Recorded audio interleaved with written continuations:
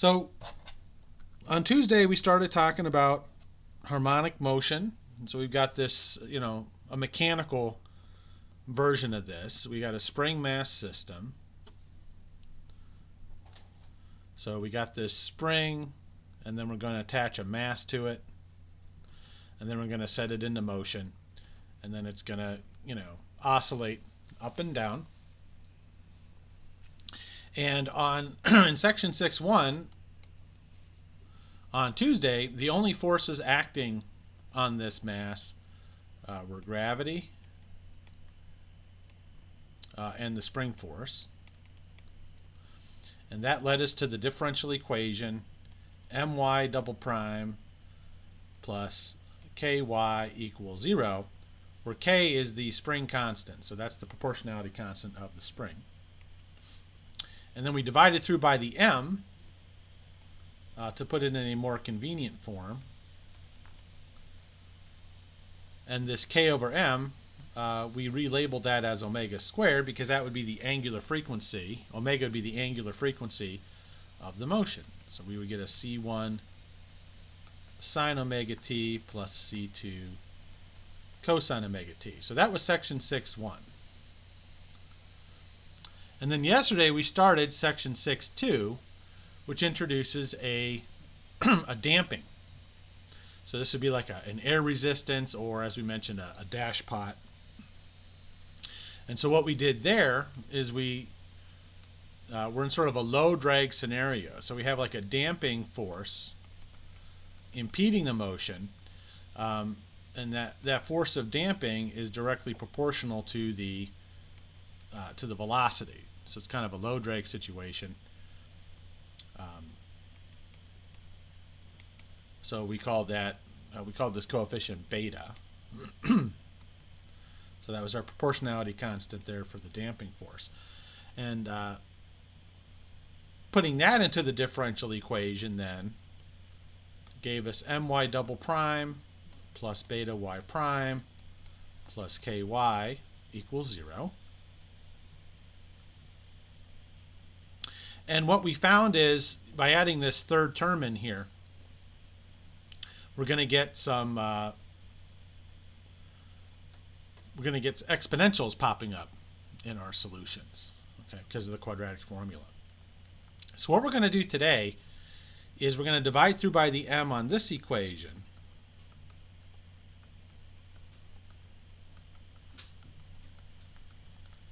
And in the same way we relabeled this omega squared because it was convenient in some sense to do so, we're going to relabel this coefficient 2 lambda. Okay.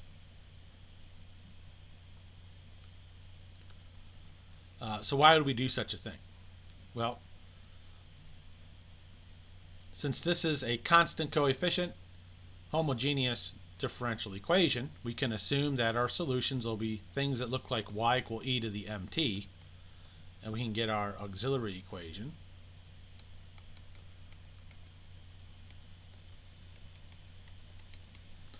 And then we can solve for this using quadratic formula.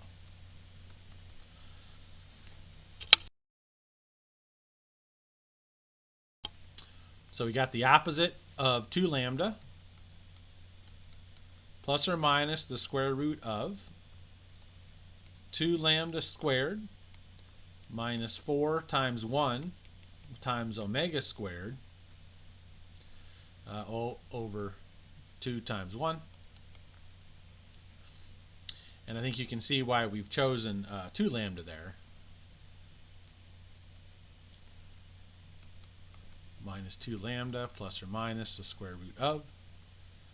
That 2 lambda all squared is going to give us a 4 lambda squared minus a 4 omega squared over 2. So we'll get a minus 2 lambda over 2 plus or minus. Now I can factor that 4 out.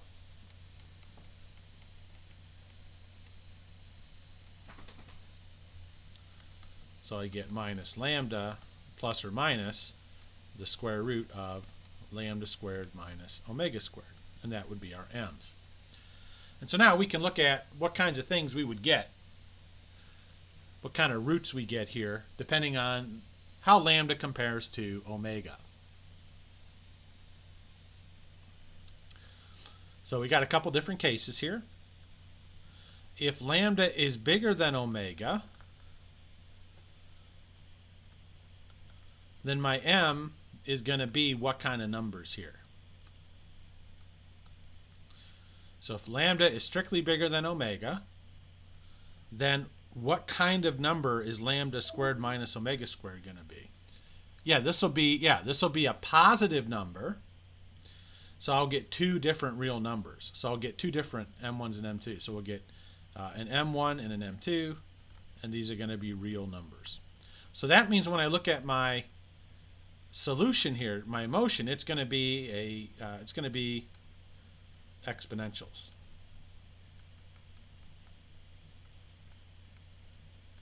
All right. So that's like the first case we had yesterday. We had a couple of exponentials. And moreover, well, we got lambda's positive, so these are going to be exponential decays, but we get exponential. That's what that would look like. The second case is if lambda actually equals omega. Now, if lambda actually equals omega, then this is going to zero out, and I'm just going to get one root, namely minus lambda repeated. And so what the solution is going to look like there is we're going to have a c1 e to the minus lambda t. And then since I got this twice, I'll slap on a what?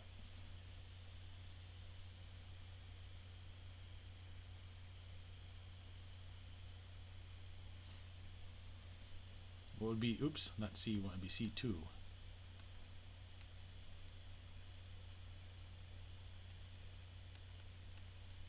What would I have to put on there to get a linearly independent solution that's acceptable to the differential equation?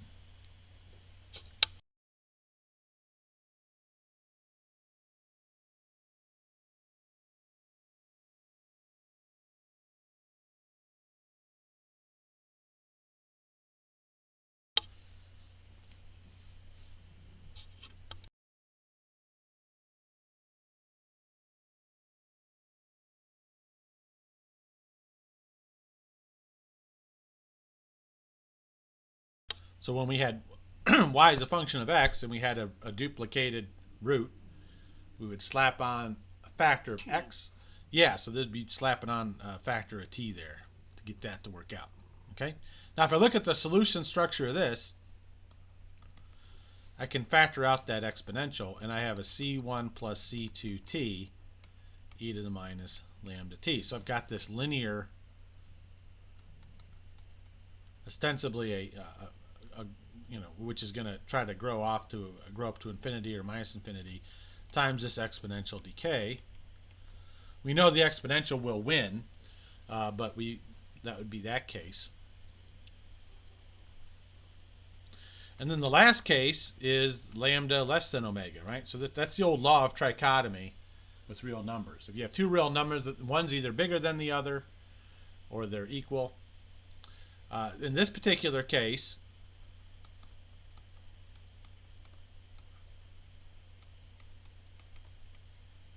if lambda is less than omega, then lambda squared minus omega squared is going to be what kind of number?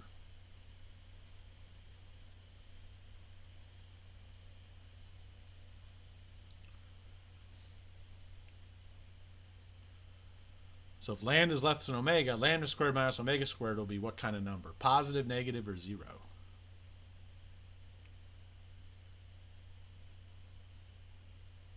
Negative. Yeah. Now, if you have a negative under square root, this is going to pop out imaginary. So what's going to happen here is we're going to have a complex conjugate pair.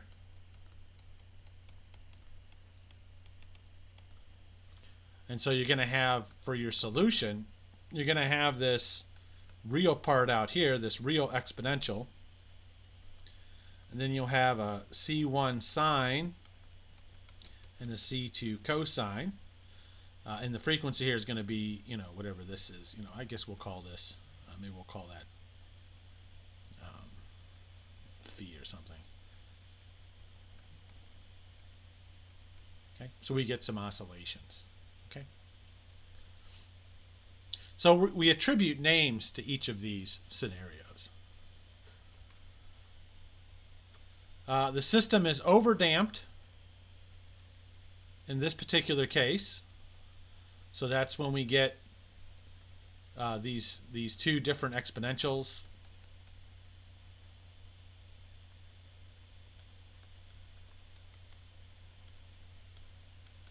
All right. So this is the overdamped case. Critically damped, that's when we get the linear times that exponential. And then underdamped is when we get oscillations. Okay.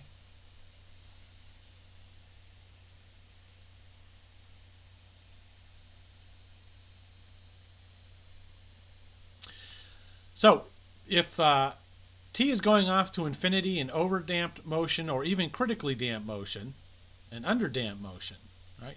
All of these things are going to have exponentials onto them. So eventually, as time goes by, things are going to go to zero. But it just depends on the actual case you're in. If it's underdamped, you will get this oscillation, but as we saw yesterday, the oscillation is going to be attenuated. It's going to be damped. All right.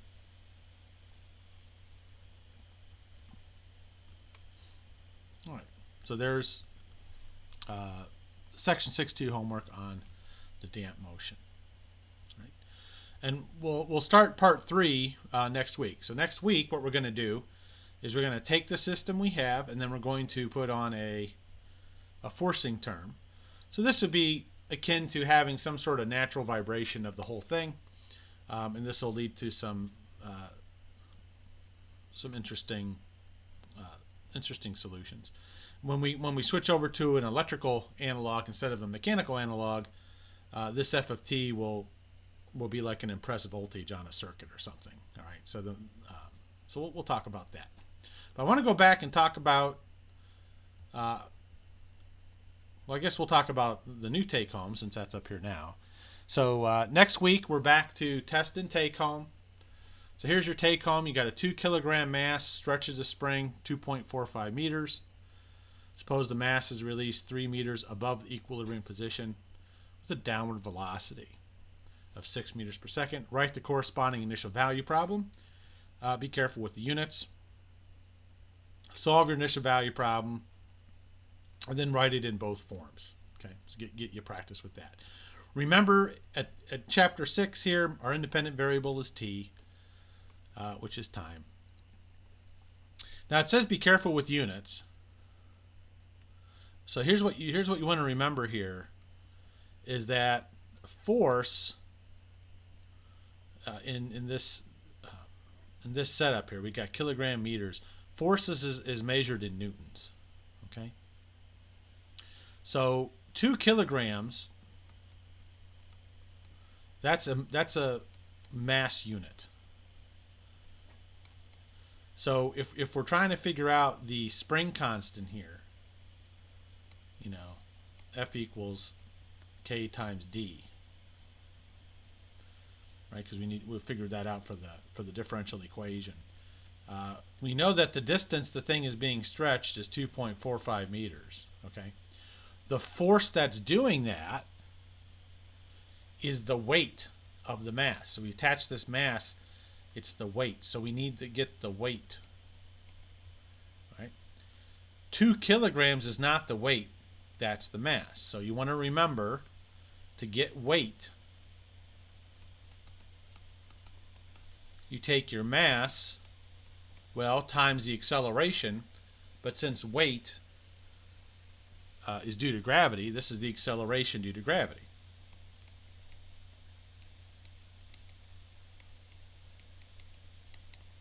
All right, which is typically called g. And what's the value of g for? 9.8. 9.8. I think I used 9.8 or 9.81. Yeah, meters per second squared. So that's the thing. You don't want to get this. This is giving you kilograms. You got to convert it to newtons before you can get the correct value of K. Right. So that's a little heads up on that. And then number 2, this was actually a project at Youngstown Conference a few years ago. Because Monday we talked about Cauchy-Euler equations, right? And that's actually what your test is on. Your test is on Cauchy-Euler. We'll talk about that in a minute. But you can use the same method, Cauchy-Euler, to help us solve recurrence equations in sequences. So you might remember the Fibonacci sequence. The Fibonacci sequence actually has an interesting backstory involving trying to calculate the number of breeding pairs of rabbits. But the Fibonacci sequence, you start off with basically 2 initial conditions, 1 and 1. And then the way you get the next term in the sequence is you add the previous 2. So 1 plus 1 is 2. And then 2 plus 1 is 3. And then 3 plus 2 is 5, 8, etc. And the way this is written down is it tells you that f sub 0 is 1, f sub 1 is 1, and then we have what's called a recurrence relation. F sub n plus 2 is equal to f sub n plus 1 plus f sub n, and this is good for n bigger than or equal to 1. So you know, it depends on what kind of pre-calculus you had. You may or may not have seen this kind of thing in pre-calculus. If not, you definitely should have seen it at some point in calculus, this sort of construction. But for example, when n equals 1, when I plug n equals 1, this means that f sub 3 would be f sub 2 plus f sub 1, right? So these are like your initial conditions. These tell you how to start your sequence. This tells you how to go from one to the next, right? So what does this have to do with like derivatives? What's this? Why would you even think this has anything to do with differential equations? Well, you can think of sequences, a sequence A1, A2, A3. You can think of a sequence as a function, right? So you can think of, A of n being A sub n. But instead of having a continuous domain, like real number intervals, the domain here are discrete numbers. So like the natural numbers, they're discrete. And if we think of, if I think of like what a derivative is, like I think, when we talk like y prime, say, so like if y equals f of x, and I think of y prime, we think of that as dy dx, and really this is just the limit as delta x goes to 0 of delta y over delta x. When you look at functions of real variables and continuous variables, there is no smallest increment delta x. You follow? That's why we take the limit as delta x goes to 0 to get this instantaneous slope. But if our domain are discrete variables, okay, then the smallest delta n there is would just be 1, because that's the smallest gap between the inputs. The smallest gap here is 1, so delta n is 1. So when you look at like a rate of change of a sequence, right, like you want to look at like delta a sub n over delta n, so you can look at a of n plus 1 minus a of n over delta n. That would be a sub n plus 1 minus a sub n. The smallest delta n you can get is 1. And so a sub n plus 1 minus a sub n is analogous to a derivative, right? That's analogous to a y prime. You follow? And so this sort of correspondence is the basis of an entire branch called difference equations, which was a great idea for a project. And so in this homework here, you're going to kind of explore a certain kind of that and actually come up with a nice result. So I wanted to take some time and kind of like motivate this. By the way, this is also the same kind of reasoning behind the infinite series being a discrete version of the integral as well. If you think about an integral, f of x dx, let's say a to b, that's a limit, right, of these these Riemann sums. If you think about an infinite series, then once again, if you think of delta k being 1, okay, you can see the correspondence there as well. So anyhow, this is a great idea for a project. I got a really nice kind of resource kept aside in case anyone's interested in looking into this more. But in this particular case, we're going to just stick to looking at this and using the same kind of methodology we use Cauchy-Euler with. So for part A, I'm just having you go through, find F4 and F5, just to make sure you understand how the sequence gets generated. And so what we're going to do is we're going to assume Fn is equal to x to the n power. So that's the same assumption we make with Cauchy-Euler, right? That means that f sub n plus 1 would be x to the n plus 1, and f sub n plus 2 would be x to the n plus 2. So if we look at our recurrence relation here,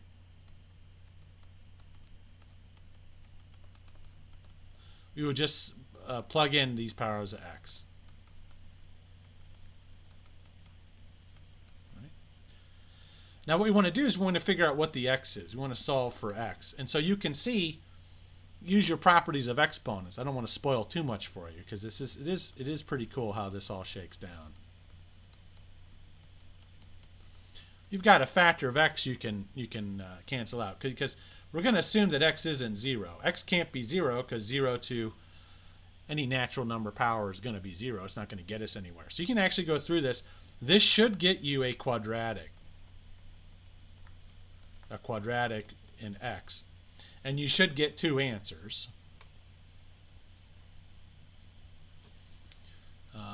Here's the 2 answers you get. Now, does anyone recognize this one? That's a bit of a famous one. Yeah, that's your golden. That's a golden ratio. Okay, and then here's the sort of the. It's not technically the complex conjugate, but you can kind of think of it as a conjugate. So there's phi and there's psi. So what you'll get is you'll get x is equal to, or excuse me, Fn is equal to C1 phi to the n plus C2 psi to the n. Okay, so we get our arbitrary constants just like we did in Cauchy-Euler. Now we're going to impose initial conditions. All right, so this is F naught, F1. You plug those in, and you'll get C1 and C2, and you may as well just keep them in terms of that. Some students like to break it down with the root 5s and all that. I think that might kind of cloud what's actually happening. But yeah, just leave them in terms of phi and psi. All right, so you just these are your initial conditions. So when you plug in n equals 0, you get an equation involving C1 and C2. When you plug in n equals 1, you'll get an equation involving C1 and C2, and then do your, whatever, your Cramer's rule or whatever you want to do, and get them in terms of phi and psi. Check your answer by plugging in 0 and 1 to show that they're both 1. And now you have an explicit formula for the Fibonacci numbers. That alone is pretty cool. And you can use Desmos or a calculator to actually then grind through, get f of 5, which you got earlier, so you can check that, and then like f of 42. Okay. And the remarkable thing is, you look at how these things are composed. They're composed of like radical 5s. Any natural number you plug in is going to actually give you a natural number back. So these somehow all kind of sort themselves out. So I think that's kind of neat. And then here's the big thing this is good for. You can show that the ratio of the Fibonacci numbers is the golden ratio. All right. And this is a classic You see this kind of thing in nature all the time. So if you Google the golden ratio, you're going to see these spirals.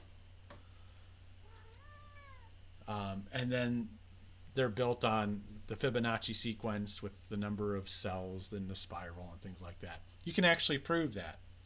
So the hint is, first you want to show that the ratio psi over phi is between -1 and 1. And you can do that just by plugging in what psi and phi are. Or you can just, you think about it, it's 1 minus root 5 over 2 over 1 plus root 5 over 2, right? The numerator is clearly less than the denominator, okay? So it's between -1 and 1.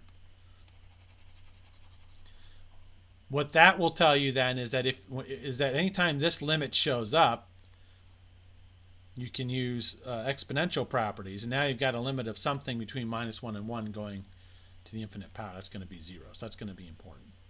And then all you do is you get your expression for f sub n plus 1. So you've already got that in as your C1 phi and C2.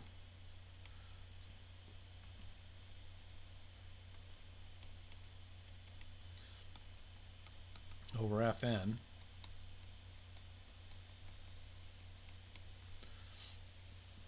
Factor out a phi to the n plus 1 from the top, a phi to the n from the bottom, and then that's going to produce these fractions that'll end up going to 0, and then you're going to get the answer. Okay. You don't even need to put the C1 and C2 in there if you don't want to. You can actually get that limit there, which is pretty cool. All right. So that kind of shows you the utility of these things, and it gives you an example of how you can solve these difference equations. Okay, so difference equations are the discrete versions of differential equations, and this is sort of a neat way to get in there. All right, now what's going to be on your test? So once again, you got the tests are back next week, and just want to double check. The test is where the Cauchy-Euler is. That's stuff we did on Monday.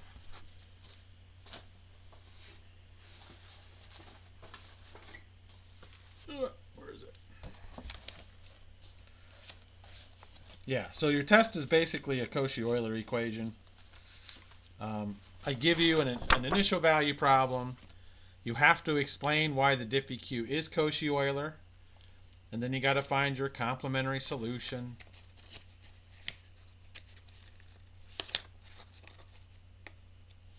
And then you're going to go through variation of parameters to get the particular solution, and then you're going to impose the initial conditions. Okay, so it's very similar to the kinds of things you did on take-home 8, where you had variation of parameters and initial conditions, but it's a Cauchy-Euler, so you have to remember how to solve that.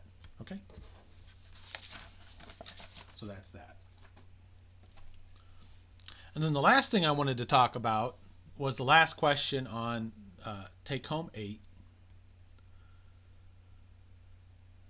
Which is here.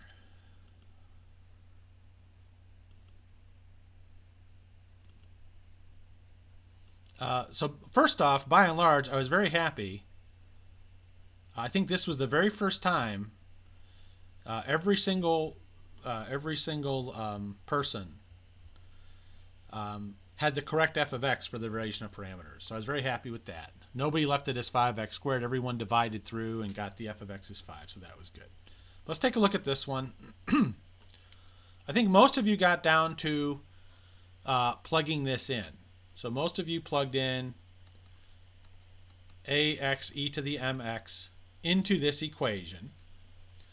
The thing you want to remember to help you simplify this is that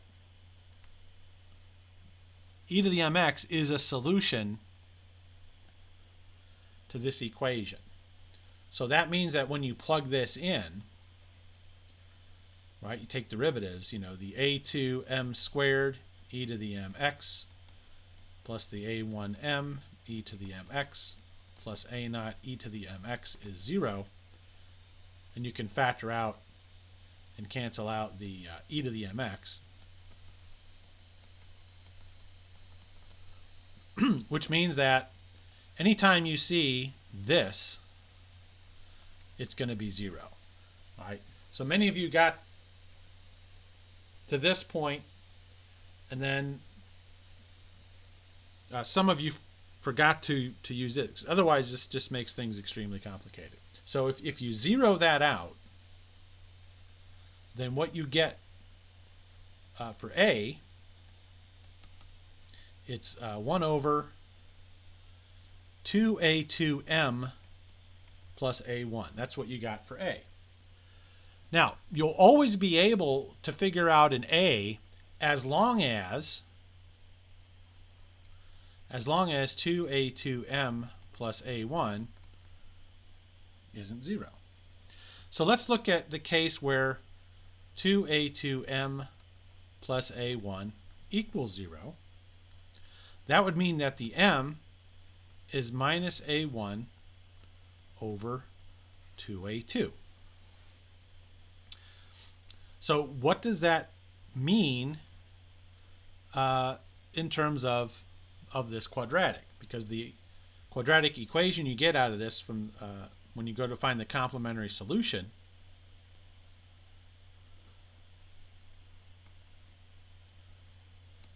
would be A2M squared plus A1M plus A naught is 0. It's minus A1 plus or minus the square root of whatever it is, A1 squared rather, minus 4A2 A naught over 2A2. If M is just equal to this, then that means that must be 0.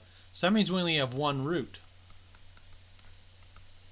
which means in that case my solution would be a C1 e to the mx plus a C2x e to the mx, because it would be repeated.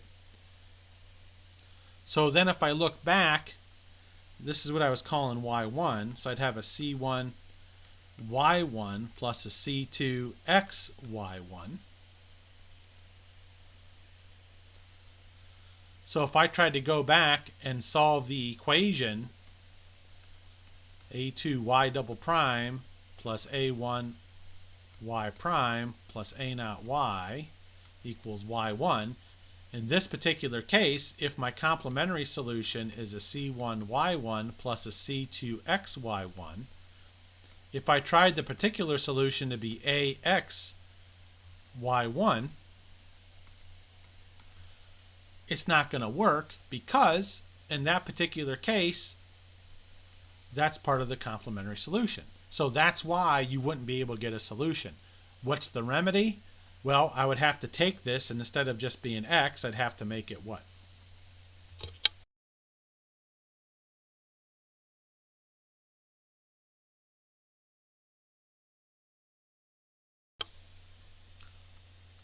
X squared. Okay.